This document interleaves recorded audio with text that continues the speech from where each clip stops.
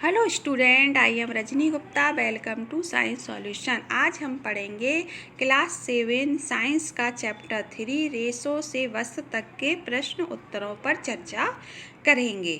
इसके next video में जो मैंने पहले वीडियो दिया उसको डिस्क्रिप्शन में आप देख लीजिएगा। उसमें इस चैप्टर को मैंने बहुत अच्छी तरीके से समझाया है, तो आपको ये प्रश्न उत्तर भी अच्छी तरीके से समझ में आ जाएंगे। पहला प्रश्न है, आपने नर्सरी में ये पंक्तियाँ पढ़ी होंगी। Baa baa black sheep have you any wool, Mary had a little lamb whose fleece was white as snow. जी आपने दोनों पोयम की लाइन है, जी आपने जब नर्सरी कक्षा में पढ़ी होंगी। अब पहला प्रश्न है, काली भेड़ के किन भागों से हमको ऊन प्राप्त होती है? तो ये भेड़ों की त्वचा से उगने वाले मुलायम बालों से हमको भेड़ प्राप्त होती है। और मेमने के सफ़ेद रोमों का अर्थ है कि भेड़ के बच्चे में ऊन का जो रंग होता है सफ़ेद होता है, और भेड़ बकरियों का प्राकृतिक ऊन जो होता है वो काला, भूरा और सफ़ेद होता है। भेड़ के बच्चे के ऊन का रंग कैसा होता है? सफ़ेद होता है, लेकिन भेड़ और बकरियों का जो ऊन होता है वो काला, भूरा, सफ़ेद होता है। फिर अपन आते हैं अगले प्रश्न पर, रेशम कीट क्या है? अपन ने पढ़ा ही था, रेशम कीट कैटरपिलर, लार्वा, ये दोनों हैं। आ और बा ये दोनों हैं। निम्नलिखित में से किससे हमें ऊन प्राप्त नहीं होती? तो आप खुद ही बता दोगे। याक, ऊँट, बकरी, घने बालों वाला कुत्ता। तो घने बालों वाला कुत्ता। अब आता है प्रश्न नंबर 4। प्रश्न नंबर 4 पे आइए। निम्नलिखित शब्दों का क्या अर्थ है? पालन। पालन क्या कहलाता है? पालन पालन का अर्थ है पशुधन, है ना। गाय, भैंस, बकरी को पैसा कमाने के लिए रखना, उनकी देखभाल करना, खाना देना, उन्हें रहने के लिए स्थान देना, जिससे हम उनसे हम क्या प्राप्त करते हैं? दूध, मांस, ऊन। और भेड़ को मुख्य रूप से अपन किसके लिए पालते हैं? ऊन के लिए पालते हैं। और कम वर्षा वाले क्षेत्रों में पाले जाते भेड़ें शाकाहारी होती हैं।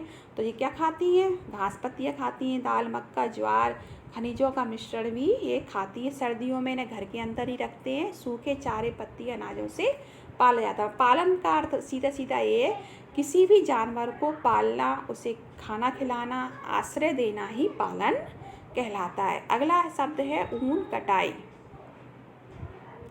ऊन कटाई क्या होती है? ऊन कटाई क्या होती है? जब भेड़ों के बालों को उसकी पतली परत के साथ अलग करना क्या कहलाती है? ऊन कटाई कहलाती है। बच्चों इसमें मिसप्रिंट हो गया है। एक बार जब एक भेड़ बालों की मोटी परत विकसित कर लेती है तो उसे ऊन प्राप्त करने के लिए उसे ऊन लिख देना। क्या है ये? ऊन प्राप्त करने के लिए काटा जाता है, और भेड़ की त्वचा से ऊन को अलग करना ही ऊन कटाई कहलाता है। जी क्या है? ऊन कटाई। अब बच्चों इस कटाई कहलाता है ना, कहलाता है। एक बार लिख देती हूँ, ऊन कटाई। ये कटाई तो दिख ही रहा है आपको, और जो है ना इधर इसको बोलते हैं कहलाता है। क्लियर नहीं दिख रहा? कहलाता है, ठीक है। और पहले वाले में ऊन है, ठीक है। और जो कटाई के लिए दिख रही ई है, जी कटाई कहलाता है। यह कार्य कई मशीनों द्वारा पूरा सामान किया जाता है। बस इतना ही लिख देना, ऊन की कटाई कहलाता है।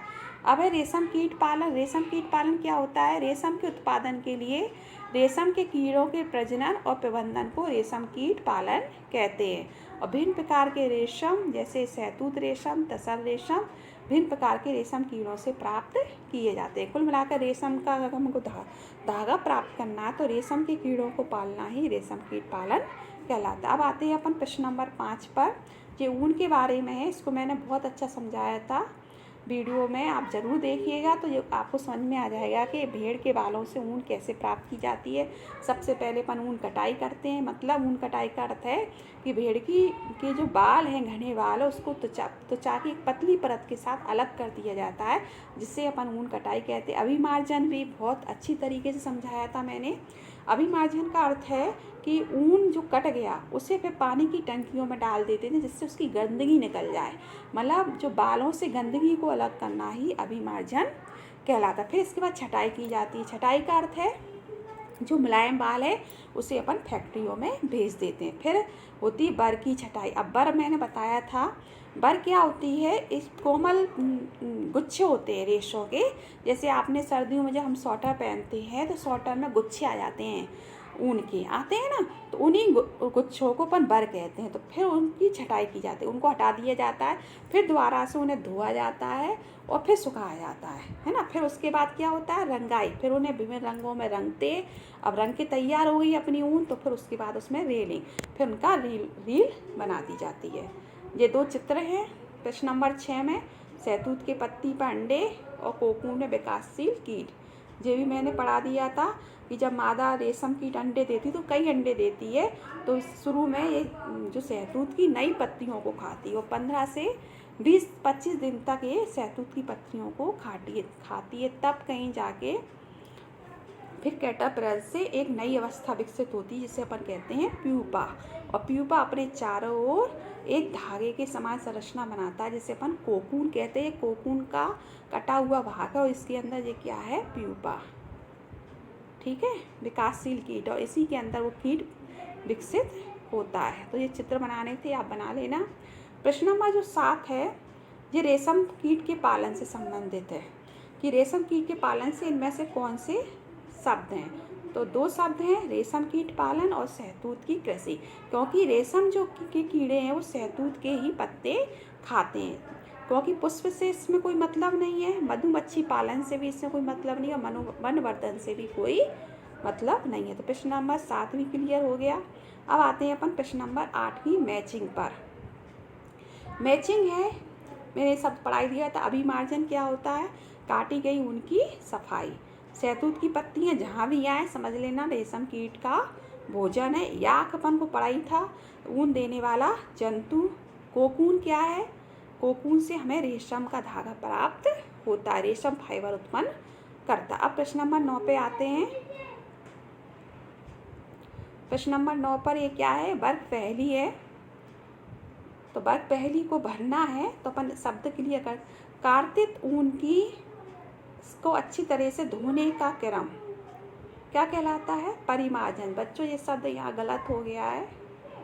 अभी अपन ने पढ़ा था ना अभिमार्जन, यहाँ पढ़ा था ना अपन ने, अभी देखो अभिमार्जन, ये भी माँ डंडा है, इधर भी डंडा लगा देना, डंडा माँ बड़ा है, अभिमार्जन कहलाता। तो ये थोड़ा गलत हो गया यहाँ पर, परिमार्जन नहीं है, ये अभिमार्जन है।